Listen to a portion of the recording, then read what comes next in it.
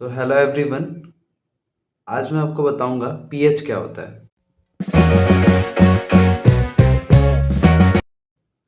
PH जो है हमारा यूनिवर्सल इंडिकेटर होता है।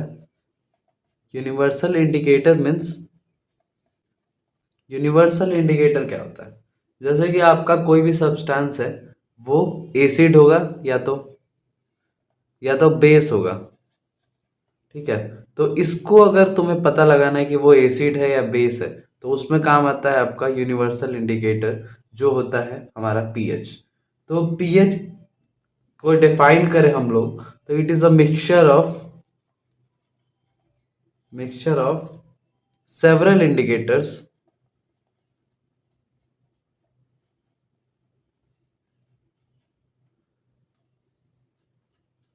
It shows different color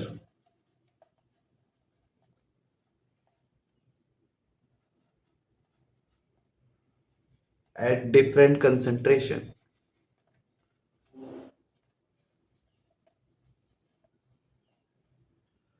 of H plus ions.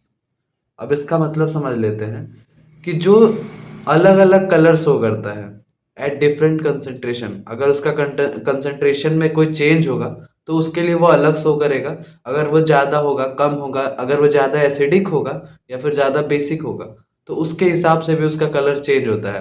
Concentration किस चीज़ का? एच प्लस आयंस का।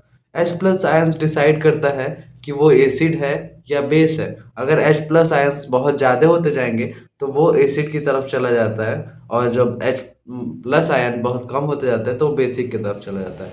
तो जीरो पीएच से लेके स्केल क्या होता है? पीएच स्केल हम लोग जनरली देख 14 तक होता है। 7 जो होता है वो न्यूट्रल होता है। ठीक। जितना हम लोग लेफ्ट साइड जाएंगे, 1 के साइड, तो हमारा एसिडिक नेचर बढ़ता है। जितना कम पीएच उतना एसिडिक नेचर बढ़ेगा। जितना हम लोग इधर राइट के साइड जाते हैं, 14 के साइड, तो हमारा बेसिक नेचर बढ़ता है। ऐसा क्यों? क्योंकि एसिडिक नेचर तब बढ़ेगा जब हमारा H प्लस का आयंस बढ़ेगा, और बेसिक नेचर तब बढ़ेगा जब हमारा H प्लस का आयन जो होता है वो घटेगा।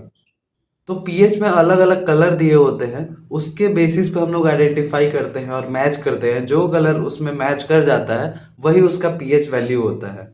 0 से लेके 14 तक होता है। और इसका जो हम एवरीडे लाइफ में यूज देख ले, तो इसका यूज क्या है?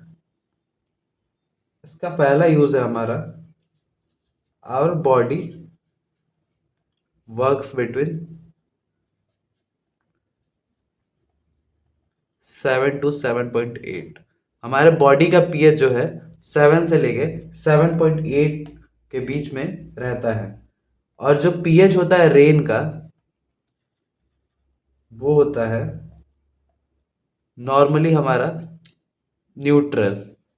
बट कभी कभी क्या होता है, किसी केस में 5.6 से नीचे चला जाता है पीएच। किसका? रेन का। तो उसको कहते हैं एसिड रेन। थर्ड पॉइंट है हमारा, हमारे जो स्टमक है उसमें पीएच कितना होता है HCl का? वो होता है 1 से लेके 1.5। तो ये हमारे स्टमक में HCl का पीएच हो गया। अब हम बात करें कि जब टूथ डिके होता है, टूथ डिके, तब उसका पीएच कितना होता है? इसका पीएच होता है 5.5।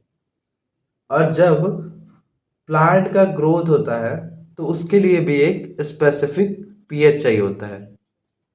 For plant need a specific pH to grow।